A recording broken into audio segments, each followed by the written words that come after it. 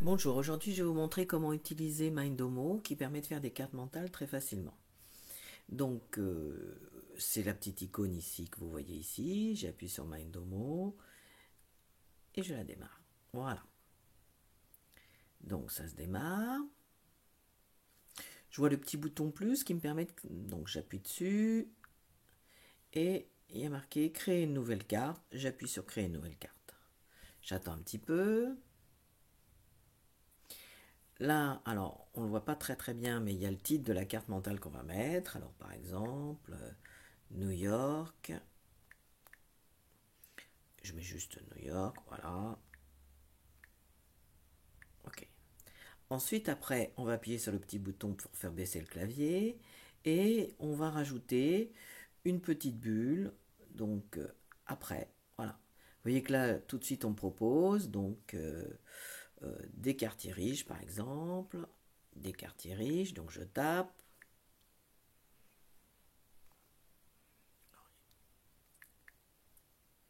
Il me propose, donc j'y vais, voilà.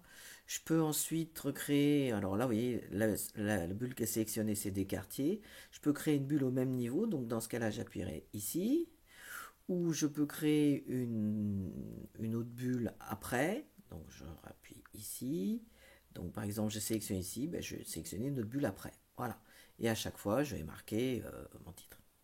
Donc, l'intérêt, c'est que je peux, alors je me recentre, c'est que je peux, quand je sélectionne, je peux, vous voyez, quand ça devient rouge, bouger ma bulle, la mettre. Donc je peux bouger toutes les bulles, voilà, comme ça. Donc voilà. Une fois que j'ai fait ça, il peut être intéressant de rajouter une image. Alors là, je vais chercher des images sur, par exemple, sur New York, ça tombe bien. Donc j'appuie sur le petit point, je vais aller sur Google Chrome, qui se démarre, je vais taper New York, par exemple. Donc, alors, ben, il y a déjà New York d'appuyer. Donc, j'ai fait une recherche par image. Donc, ben, par exemple, cette image-là me semble bien. Je la démarre. Je dis, oh bah oui, ça me montre bien Manhattan. Donc, je vais la télécharger. Donc, je vais faire un appui long. Voilà, apparaît et je fais télécharger l'image. Alors, comme j'avais déjà téléchargé, je vais faire recharger. Mais bon, admettons. Voilà, le fichier est téléchargé. C'est pas la peine de l'ouvrir. Maintenant, j'appuie sur les trois petits traits et je vais réouvrir Mindomo. Et je vais sélectionner la bulle où je veux mettre mon image, alors par exemple des quartiers, voilà. Et là, je vais aller dans plus et je vais trouver, vous voyez, le petit bouton image. Une fois que j'ai trouvé, alors, soit on peut prendre une photo, soit on peut choisir dans la bibliothèque. Non, on va choisir la bibliothèque puisque c'est là qu'est l'image qu'on a sélectionnée sur Google Chrome. Donc j'appuie, donc je vais continuer avec la galerie. Voilà. Je vois cette image qui me semble très bien. Donc j'ouvre. On est dans le dossier téléchargement. Donc j'en avais une autre aussi. Ben, je vais appuyer sur celle-ci. J'appuie et ça y est, elle est rajoutée. Et si j'appuie dessus, je peux augmenter, la supprimer, diminuer la taille. Vous voyez, je peux jouer là-dessus. Voilà. Donc, quand j'appuie sur un sujet, par exemple, le sujet principal, il n'y a rien, apparaît des petites bulles donc qui me permettent de le mettre de le supprimer, de le copier. Et nous, ce qu'on va faire, eh bien, on va par exemple sélectionner cette bulle-là et puis aller appuyer sur le petit bouton de palette. Et vous allez voir ce qu'on peut faire. On peut changer le style, donc la couleur de remplissage. Par exemple, là, il n'y a pas de couleur de remplissage, donc je vous montre. Voilà, je vais mettre du jaune. Voilà, on le voit, on recule. On peut mettre changer la forme. Et donc là, je vous montre, on va mettre cette forme-là. On peut changer la couleur des bordures. Voilà. On peut même changer l'épaisseur des bordures. Voilà, on va mettre une bordure beaucoup plus large. Voilà, donc ça, c'est ce qu'on peut faire sur le style. On peut aussi changer le texte. Changer la police. Là, on a un Verdana. On peut mettre Arial, par exemple. Voyez, il suffit de sélectionner. Ça change.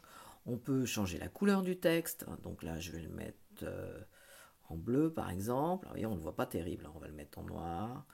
Ou on va le mettre, oui, noir. Hop. Je peux aussi ben, l'aligner, le centrer, je peux le mettre en gras, là il est en gras, je peux le mettre en gras, je peux le mettre en italique, je peux le souligner, Je peux même le barrer, mais ça n'a pas tellement d'intérêt pour une carte mentale. Voilà, donc il y a quand même beaucoup de possibilités. Après les lignes, je peux changer la couleur de la ligne. Vous voyez que la ligne là de sujet principal, la ligne, elle est jaune. Ben, je peux changer la couleur, dire ben non, je vais la mettre rouge. Je peux changer la forme de la ligne. Vous voyez qu'elle est comme ça. Ben, je peux la mettre comme ça. Voilà. Voilà, il y a tout un tas de changements. Les terminaisons, je peux dire que ben, je vais mettre une flèche comme ça. Voilà. Donc il y a tout un tas de possibilités que je peux faire. Je peux jouer sur l'épaisseur, la faire plus épaisse. Voilà. Donc là, vous voyez, j'ai joué sur... ça, c'est pour le paramétrage. Une fois que j'ai fini ma carte, que je suis contente, je vais pouvoir, donc, en appuyant sur les trois petits points, ici, et je vais pouvoir l'exporter en PNG. PNG, c'est en image. Donc j'appuie sur exporter en PNG.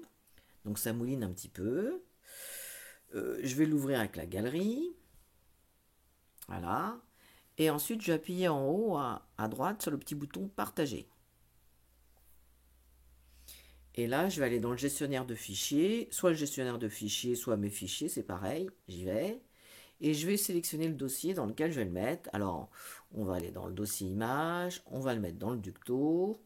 Et puis, vous voyez, là, apparaît. Vous voyez que la petite icône pour enregistrer apparaît. Elle est visible. Je vais remontrer quand j'étais dans le dossier image. Vous voyez, je ne pouvais pas enregistrer parce qu'il y a des dossiers. Donc, il faut que j'ouvre les dossiers. Donc, j'ouvre Ducto. Là, j'appuie sur enregistrer. Et là, vous voyez que mon fichier il s'appelle New York. Il y a la date. Je vais faire un appui long. Et là, je vais le renommer. Donc, j'appuie sur renommer. Et là, je vais garder New York. Mais devant, je vais me placer devant. Je vais marquer ma classe. 5e 7 par exemple. Je vais faire un espace. Puis là, je vais marquer le nom des deux élèves qui l'ont fait. Léa et Léon. Voilà. Je mets un espace et je fais OK. Voilà. Donc ça y est, vous voyez que l'icône, elle est là. Je sais qu'elle est dans le dossier et image et Ducto, donc je pourrais aller l'envoyer très facilement. Voilà, c'est fini.